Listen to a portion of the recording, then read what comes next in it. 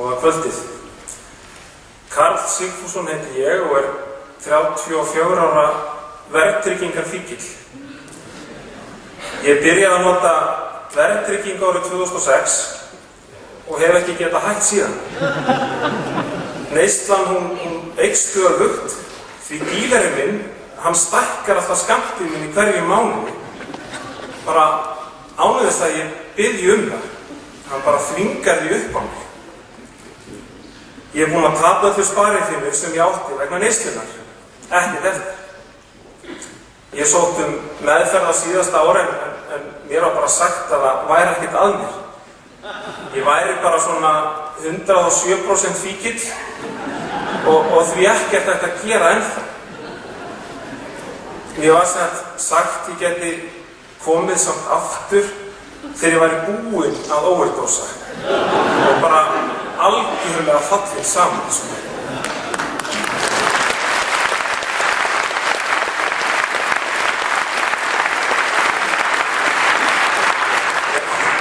Nú skil ég hvernig Bjarnar Ben leiða landsfundinu flökkur.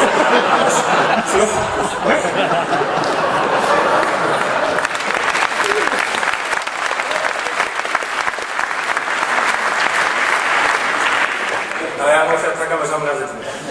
Þetta var kannski örlítið ýkturingangur en lýsir líðan minni glettilega vel. Ég menntaði sem verkfræðingur og í dag sjálfstætt starfandi. Ég hef unnið á verkfræðistofu, fasteignafélagi og fjármálafyrirtæki, en það er samt eftir hrun, þannig að það er alltaf leið. En það sem öllu máli skiptir. Ég er hamingjusamlega giftur og 2 yndisleg börn. Sem sagt, ísnavenjulegur náungi, bara frekar pirraður, en samtalið venjulegur. Sem útrás fyrir pirringin ákvaði ég að skrifa greinar í blöðum. Ég gerði það af því ég er svo ósáttur við hvernig þið tekið á skuldavanda heimilanna. Klísja en staðreynd. Ég er ósáttur við öll úrræðin sé á forsendum lánveitanda. Ég er ósáttur við ekki sé verið að breyta málum með langtíma hagsmuna leiðarljósi í stað skammtíma plástra. Ég er ósáttur við hversu litla athygli skuldamál heimila fá hjá ráðamönnum og þeir bara virðast ekki sjá þetta sem alvöru vandamál. Viðbrögðin við greinunum 2 sem ég skrifaði, annars vegar ég er kúaður millistéttarauli og hins vegar vísitölu fjölskyldan gjaldþrota sem birtist í síðustu viku, voru vægast með mér eftir von á, sem segir mér að það eru gríðarlega margir í minni stöðu, því miður. Mín saga er í stuttu máli einhvern veginn svona. Ég keypti framtíðarhúsnæði við hjónin fyrir fjölskylduna árið 2006 með ca. 65% skuldsetningu. Við völdum að stilla skuldsetningu í hóf og settum allt sparifé í fasteignina. 3/4 hluta lánsins voru í verðtryggðu íslensku láni til 40 ára frá Íbúðalánasjóði. Ég fór, sem sagt, svona frekar varfarna leið, svona að ég taldi. Eftir á hyggja, og það var alveg bara skelfileg ákvörðun, bara svo vestan ég tekið á æfinni hérna niður, er svona yfir 100% skuldsettur, cirka, allt sparið fyrir horfið, fasteignin hefur lækkað þetta 10-15% og lánin hækkaði yfir 40%, þrátt fyrir greiðslur á lánunum og þessu í skýlum. Eftir á hyggja, þá hefði ég verið betur settur ef ég hefði skuldsett mig meira og lagt hluta á sparifénu til hliðar.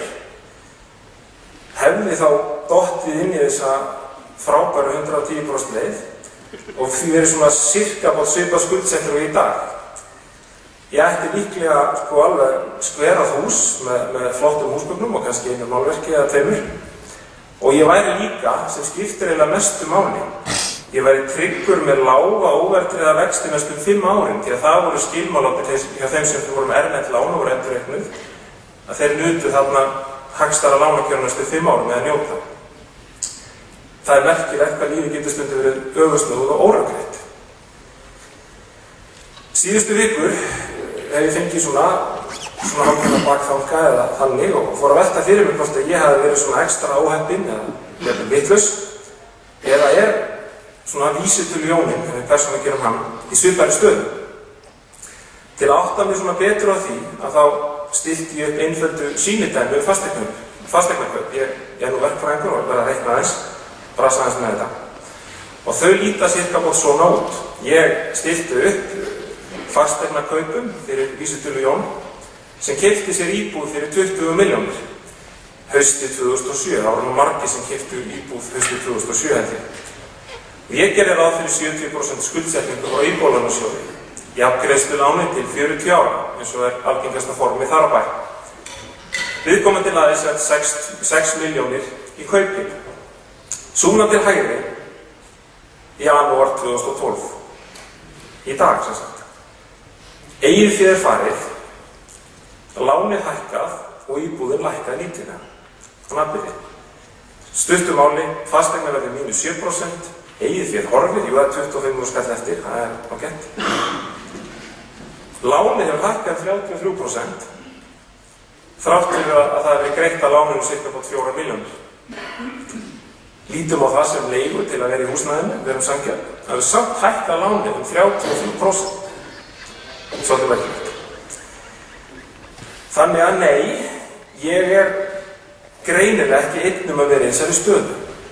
Því að þessi uppstilling, hún miðar við raunverulega vísitölu þróun á tímabilinu og þá forsendu að íbúðin, hún fylgi vísitölu fasteignaverðs fyrir íbúðir. Það er að segja þessi þróun á eignaverðinu. Og hvað hefur svo verið gert til að koma til móts við okkar fúlu stöðu? Jú, það hefur verið boðið upp á nokkur sértæk skuldaúrræði sem gera fátt annað en að skapa mismunun og furðulega stöðu eins og Ólöf lýsti vel á það. 110% úrræði, bara svona okkar á milli, er einhverjum inni sem dettur í huga að það væri fyrir lántaka á einhverjum tímapunkti. Ég held ekki. Þetta var einfaldlega svo uppað sem fjármálastofnanir gátu komið sér saman að væri pottþétt töfn. Þetta er ekki grínastöð, ég er samfærður þetta. Þetta eru svona skammtímalausnir og aftur skammtímalausnir. Nú skulum við stíga eitt skref tilbaka og horfa á þetta í aðeins víðara samhengi. Eins og Ólöf kom inn á líka á það, að þá er staða heimilanna frekar súr. Og hvernig er hún svona raunverulega? Jú, 40% fjölskyldna skulda meira en þær eiga. Það getur ekki undir nokkurum kringumstæðum verið eðlilegt. Sama hvernig við lítum á það. Það skiptir engu máli hvar þú stendur, hvaða stöðu þjónar samfélagsins. Þetta er út fyrir öll norm. Þetta eru 60.000 fjölskyldur. Heimfærum það að þú sem eru hérna inni, gefum okkur þetta sé svona þverskurður af samfélaginu. Þá slagar þetta í að vera annað hver einstaklingur í samfélaginu. Tæplega þó. En það er skuggalegt. En þetta er ekki búið. Sparið því að margar er tapað og framtíðarsýnin er vægast fókukennd. Því að fjölskyldur eyða sparið því, séreignarsparnaði og taka lán til að ná endum saman. Og eignastaðan er ennþá að versna. Lánin bólna út í hverju mánuði. Sem sagt, það er mitt mat að það sé í gangi kerfisbundið hrun hjá fjölskyldum landsins. Og birtingamyndin á þessu kerfisbundna hruni, hún sést á þessu súluriti. Þetta súluritt er fengið úr hinnu margrómaða tímariti Tíund sem er andalega á náttborðum allar heiðinni. Það er gefið út að þetta er satt fréttafla ríkisskattstjóra, októberhefti 2011. Þetta sem þetta er tekið úr grein sem ber titilinn Niðurstöður álagningar 2011, þannig að ártölur sem þið sjáið á súluritinu eru sem sagt 2002 er það fyrir yrkisárið 2001, þetta er álagningin það árið. Og það rauða súlan, hún sýnir fjölda fjölskyldna sem er með neikvæðan eignarskattsstofn. Bara skuldarlegar er. Bláa súlan sýnir hér andstæða, það er að segja já, þetta er í einhverjum svona balans, 25.000 fjölskyldur, 20.000 sem voru útskýra á það máta að þetta eru kannski aðilar sem hafa farið í nám, jafnvel til útlanda og tekið námslán og flutt heim og fengið lán hjá foreldrunum fyrir fyrstu íbúðarkaupunum. Þannig að eignirnar duga ekki fyrir skuldunum. En síðan bara gerist eitthvað þarna árin 2006 og 2007, 2008 og 2009 og 2010. að þarna bara spíralast upp einhver tóm vitleysa og það þarf ekkert sérstakt hugmyndaflug til að spá fyrir stöðuna fyrir næsta ár. Þannig ég býð svona, bæði og spenntur eftir októberheftinu 2012 hjá 10. Það sem sagt bara öllum sem vilja sjá að það kerfisbundið hrun hjá fjölskyldum landsins. Það eru meira en þetta kerfisgallar í hagkerfinu okkar. Hagkerfinu sem líklega að sýna sitt rétta andlit akkúrat þessa dagana. Ég vil vekja athygli á nokkrum svona kennitölum samfélagsins í dag. Það er 7,3% atvinnuleysi fyrir utan þá sem fluttu til Noregs. Það er fjárfestingin, hún ennþá í lágmarki, hún gríðarlega lág. Það eru gjaldeyrishöft og samt 5,3% verðbólga. Og spár greiningaraðilar spáði að hún verði aðeins hærri, slá upp í 6% núna við næstum tölur Hagstofunnar. Hvað það? Ég mér skortir hugmyndaflug til að fatta þetta. Ef við getum ekki að stjórna kerfinu í dag við alveg ótrúlega stýrðar aðstæður, það þá yfir höfuð mögulegt einhvern tíma? Og þetta kannski bara birtingarmynd á gölluðu kerfi sem farið að hringsnúast sjálfa sig. Það er ekkert vafamál í mínum huga að verðtryggingin, eins og hún praktíserið í dag og það lánafyrirkomulag sem fylgir, einn af stóru kerfisgöllunum í samfélaginu hjá okkur. Verðtryggingin, hún deyfir lántakann sem og lánveitlandann fyrir raunverulegu vaxtastigi með tilheyrandi aukaverkunum síðar meir. Og það þannig að lántakandinn, hann mun ekki geta borgað lánveitlandum og bara svona by the way, ef það einhver lánveitandi hérna, þú myndi allir ekki fá lánin til pakka, bara svona vitilega. Það eru litla líkur á því, Verðtryggingin gerir að auki stjórntæki Seðlabankans bitlaust vaxtaákvarðanir og dregur verulegur virkni vaxtaákvarðana sem eru teknar sem ekki byrja að virka fyrir en í óefni komið. Verðtryggingin að mínum að sliga heimilin og ef ekkert aðgert mun vandinn verða umfangsmeiri og á endanum mun hann sliga samfélagið allt.